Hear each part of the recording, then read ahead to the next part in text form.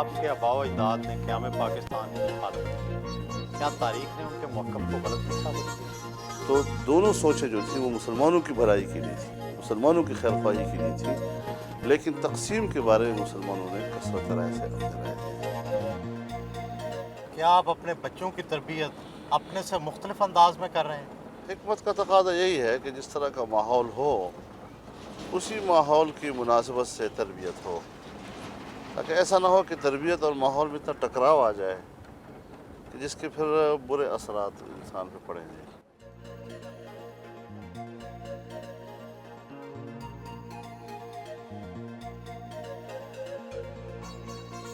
ماڑا میں لوگوں کے مسائل سنیں۔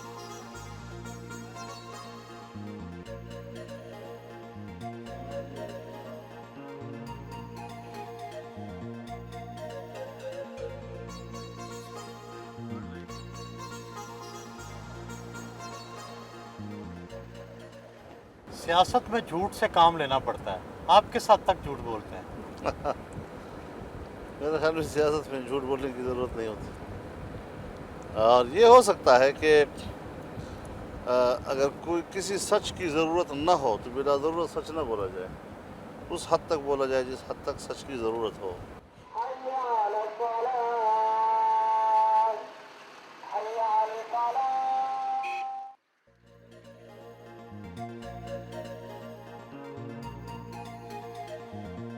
میرن میں اپنی جماعت کے دفتر کا افتتاح کیا اور پرچم کشائی کی۔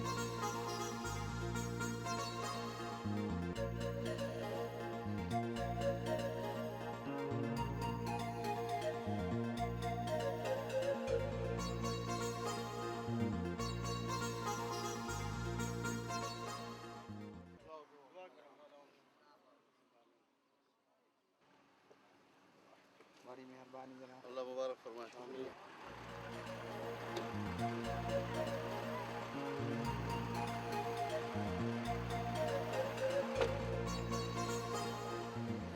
کیا آپ کو کبھی تنہائی کے لمحات میں رونا آتا ہے؟ ظاہر ہے جی، ایک مسلمان بعض اوقات جب اپنے اعمال کی طرف متوجہ ہوتا ہے اور اللہ کے حضور بیٹھتا ہے تو ایسی کیفیت انسان کے اوپر آتی ہے کہ جس سے انسان کو رونا آ جاتا ہے۔ واپسی پر خانہ بدوشوں کی دریا کنارے بستی میں رکے۔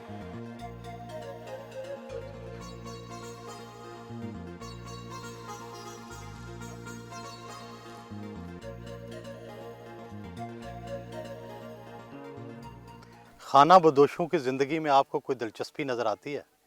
خانہ بدوشی کی زندگی ہے تو مشقت کی زندگی، اور ہمارے اپنے آباء و اجداد یہی خانہ بدوش رہے ہیں۔ قافلوں کا تیار ہونا اور پھر وہاں سے نکلنا اور پھر روانہ ہونا اور پھر سفر میں جگہ جگہ پڑاؤ ڈالنا اور چلنا، اس کا کچھ الگ سا ہی اپنا ہی ایک لطف ہے اس کا جی۔ خانہ بدوشوں نے قہوہ پیش کیا۔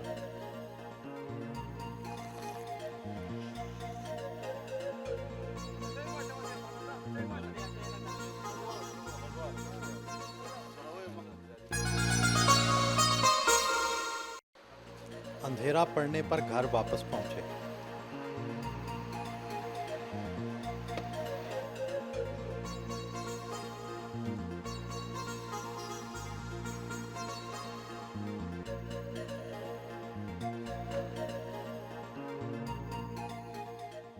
بطور بھائی ان کا آپ کے ساتھ کیسا سلوک ہے؟ بطور بھائی تو نہیں کہیں، بطور میں کہوں گا بطور والد بالکل ان کا رویہ جو ہے نا، ہم نے جو فیل کیا ہے بالکل باپ جیسا، ان کو اسی نظر سے دیکھا ہے اور اسی طرح پیش آتے ہیں، سخت بھی شفقت والے بھی۔ کس بات پر آپ کو ناراض ہوتے ہیں؟ پڑھائی کے معاملے میں بہت سخت ہیں، خاص کر مدرسے والی جو پڑھائی ہے اس میں تو پھر وہ بالکل گنجائش نہیں چھوڑتے۔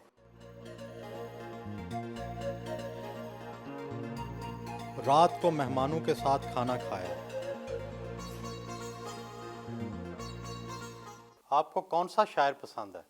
علامہ اقبال کا اپنا ایک مقام ہے، اس میں کوئی شک نہیں ہے، لیکن اس کے علاوہ شعر میں فیض احمد فیض کا بھی آج کے دور کے شعراء میں بڑا مقام ہے۔ آپ اکثر شعر گنگناتے رہتے ہیں، کون سا شعر سب سے زیادہ گنگناتے ہیں؟ بس جو زبان پہ چڑھ گیا کسی وقت۔ آپ کے کتنے بچے ہیں؟ میرے 3 بیٹے اور 3 بیٹیاں۔ کیا آپ خاندانی منصوبہ بندی کے قائل ہیں؟ جہاں تک خاندانی منصوبہ بندی کا تعلق ہے تو یہ طے کرنا کہ مجھے مزید اولاد چاہیے یا نہیں، یہ میاں بیوی کا اپنا ذاتی معاملہ ہوتا ہے، اور دونوں کی باہمی رضامندی سے اگر وہ طے کرتے ہیں تو یہ ان کا اپنا خالص شخصی معاملہ ہے۔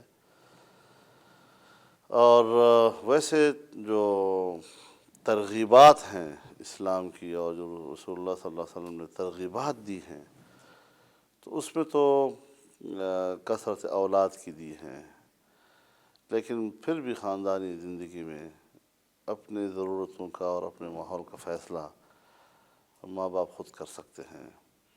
آپ کے آباء و اجداد نے قیام پاکستان کی مخالفت کی، کیا تاریخ نے ان کے موقف کو غلط نہیں ثابت کیا؟ مسئلہ پاکستان کی مخالفت اور حمایت کا نہیں تھا، بلکہ جب انگریز نے جانے کا عندیہ دیا تو پھر مسلمان قیادت کو ہندوستان میں مسلمانوں کے محفوظ مستقبل کا فکر ہوا، اور مسلمان قیادت نے یہ سوچا کہ مسلمانوں کا جو مستقبل ہے وہ متحدہ ہندوستان کی صورت میں زیادہ محفوظ ہے یا کہ تقسیم ہند کی صورت میں زیادہ محفوظ ہے۔ تو دونوں سوچیں جو تھیں وہ مسلمانوں کی بھلائی کے لیے تھی، مسلمانوں کی خیر خواہی کے لیے تھی، لیکن تقسیم کے بارے میں مسلمانوں نے کثرت رائے سے اپنی رائے دے دی، جس کو بعد میں تمام قیادتوں نے قبول کر لیا۔ اس فیصلے کو ہمارے اکابر نے بھی اس کو تسلیم کیا۔ پاکستان کی مذہبی جماعتوں کے بارے میں یہ الزام عام ہے کہ یہ اسٹیبلشمنٹ کی سیکنڈ لائن ہے۔ چونکہ اسٹیبلشمنٹ اور کچھ بڑی مقتدر ادارے ملک میں موجود ہیں کہ جس کے آشرواد پر الیکشن ہوتے تھے اور جس کے آشرواد پر نتیجے آتے تھے، جس کے آشرواد پر حکومتیں بنتی تھیں، اب وہ جو ایک تاثر قائم ہوا ہے تو آج متحدہ مجلس عمل کے اس اتنی بڑی کامیابی کے حوالے سے بھی یہی کہا جا رہا ہے، لیکن کوئی نہیں سوچتا یہ بات کہ ہم تو جب مجلس عمل نہیں بنا تھا ابھی کوئی میرے خیال میں 4-5 سال سے 6 سال سے ہم مسلسل کہہ رہے ہیں کہ عوام کا جو رجحان ہے اب وہ روایتی سیاستدان یا ان پارٹیوں سے ہٹ کر مذہبی جماعتوں کی طرف ہو رہا ہے، جس مہازارائی کا مظاہرہ متحدہ مجلس عمل میں شامل پارٹیوں نے کیا اور ہم گرفتار رہے، ہمارے کارکنوں پر گولیاں چلی، شہید ہوئے، زخمی ہوئے، ہزاروں کی تعداد میں جیلوں میں چلے گئے، تو جس مہازارائی کا مظاہرہ ہم نے کیا ہے اسی کے بارے میں یہ باتیں کی جاتی ہیں، تو لگتا ہے کہ وہ جو ماضی میں ایسا ہوتا رہا ہے اس حوالے سے ایک ذہن ایسا بن گیا ہے اور اس تناظر میں اس قسم کی باتیں کی جاتی ہیں۔ میں نہیں سمجھتا کہ اس میں کوئی صداقت ہے یا حقیقت پسندی کا کوئی اظہار ہے۔ آپ کے خلاف ڈیزل پرمٹ لینے کے الزامات لگتے رہے، یہ الزام کس حد تک صحیح تھا؟ حالات نے جھوٹا ثابت کر دیا، اتنا لمبا وقت گزر گیا، اس میں نواز شریف کی مخالفت ہم نے کی، مشرف کی مخالفت ہم نے کی، ہر دور میں ڈٹ کر بات کی۔ اگر ہمارے اندر جو کمزوریاں ہوتی تو ہم بھلا حکومتوں کا اتنا ڈٹ کر مقابلہ کرتے ہیں۔ باقی لوگوں کو پھنسا سکتے ہیں مختلف الزامات میں، ہمیں نہیں پھنسا سکتے، ہمارے ماں میں چاچے لگتے ہیں۔ تو اس قسم کی باتوں کو تو حالات نے ختم کر دی بات، اور دودھ کا دودھ پانی کا پانی ہو گیا ہے، ایسی باتوں کو چھیڑنے کا کوئی فائدہ نہیں ہے میرا خیال ہے۔ عام تاثر ہے کہ مذہبی گھرانوں میں عورتوں کو برابر کے حقوق حاصل نہیں ہوتے۔ میرے خیال میں مذہبی گھرانوں ہی میں تو عورت کو اس کا صحیح مقام ملتا ہے اور اس کے حقوق کا صحیح تحفظ ہوتا ہے۔ جہاں خاتون کو وہ مقام دیا جائے کہ جو اللہ رب العالمین نے اس کو دیا ہے، تو میرے خیال میں اس سے بڑھ کر تو اور کچھ نہیں ہو سکتا۔ رومانس کو پسند کرتے ہیں؟ اس قسم کے کوئی تجربے مجھے نہیں کیے اور نہیں گھر میں کوئی ایسا ماحول مجھے ملا ہے۔ دن کے اختتام پر ان سے رخصت چاہیے۔